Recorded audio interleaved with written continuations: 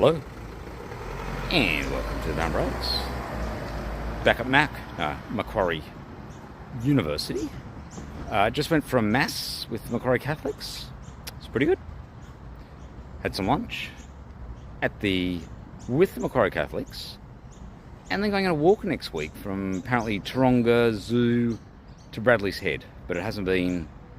It hasn't been finalised. There's been no flyer, but that's the plan. I think next Wednesday. But anyway, at Macquarie Uni, and this is the Department of Media, Communications, Linguistics, and Cultural Studies.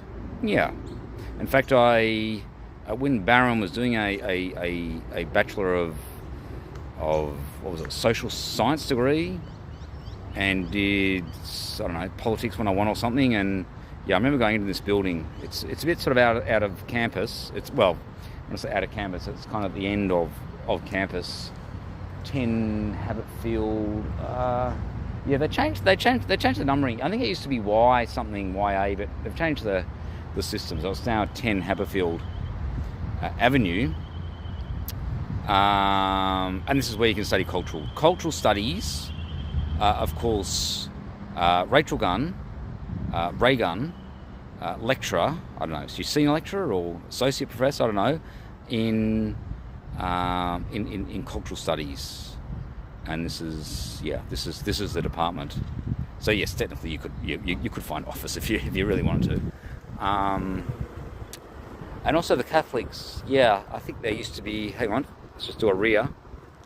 And this is where the Catholics... Yeah, they got shafted from kind of the main to sort of the outer... There used to be a chaplaincy, actually. And now they're sort of based in here. Well, they used to be there anyway. So assuming they still are. In terms of the office. But they have the mass. The mass is in... Yeah, it's always going to be sort of more... in a classroom. But check the times, because it kind of differs... every day, the location. And this is the incubator. Yeah, that's the incubator. So that's where, if you do a startup, it's quite an interesting building. I'll just go over there now.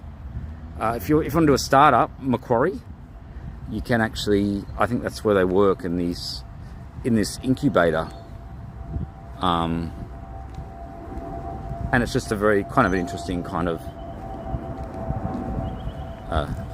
construct. So again, Barron's been for a number of talks in here as an alumni, and just various talks. Yeah, so there's the incubator. So it's an interesting sort of building, as you can see. It's, I don't know, it's just out of timber, isn't it? Timber and yeah. Okay, so this morning, bit of research done, and then sort of came into Macquarie. I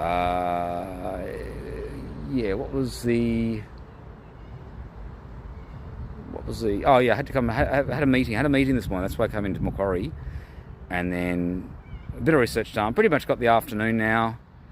I don't know, might again get some more research done. Okay. Tennis. Well, yeah, so Sinner. And now, well, yes, there'll be the ATP finals, but it's now sort of leading into, that's the end of the year, really, for the Grand Slams. They're just leading into next year. And I don't know, could Novak Djokovic again win another slam? It's pretty difficult. He's going to be the oldest player to win a single slam. Pretty difficult. Interesting, isn't it? It's a bit like Serena Williams, isn't it? She got the 23, but couldn't quite get the 24. She made 4. Yes, she had a baby, and then made 4 consecutive finals post-baby, but couldn't get to the 24. Of course, Djokovic has got to the 24, but I don't know. I think he needs 25 to be outright, just to be, he's sort of equal now, isn't he? Equal with Margaret Court. I think he needs a 25, and ideally the Australian, so would then go to the 11 AO, again, equal with Margaret Court, because he's only on 10 AO. So yeah, yes, you've got Djokovic, Margaret Court, 24, Serena Williams, 23, Steffi Graf, Nadal 22. I think the Steffi Graf effort of 22, phenomenal. Yeah, and also she did win the calendar slams all in the 1 year, 1988 and the Olympics. She also won some doubles as well, I think. Yes, and so equal with Nadal 22, and then you got Roger Federer 20, and then you have to go down to Sampras.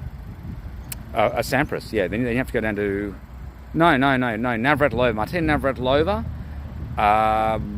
Was it 17, 16 or 17? I think it was 17. I have to check. 17, I think. In fact, she won 9. She won 9 Wimbledon singles. Roger Federer 8, but Navratilova won 9. In fact, the number of slams in total, given she won 31 doubles, and just completely dominated at Wimbledon on the grass. Having said that, also the Australian Open was grass up until 1988 as well. But yes, she really did dominate at Wimbledon on the grass. And if you look at a record at Wimbledon, in terms of the number of slams, it includes singles, doubles, and mixed doubles. It's quite a phenomenal kind of record.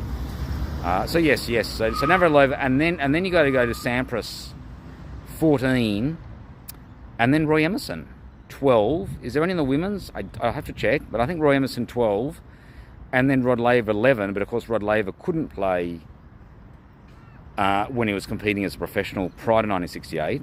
And that's why Roy Emerson got the 12. Incidentally, the most number of slams men is Roy Emerson at 28, and then Newcomb, John Newcomb at 26, which is interesting, isn't it?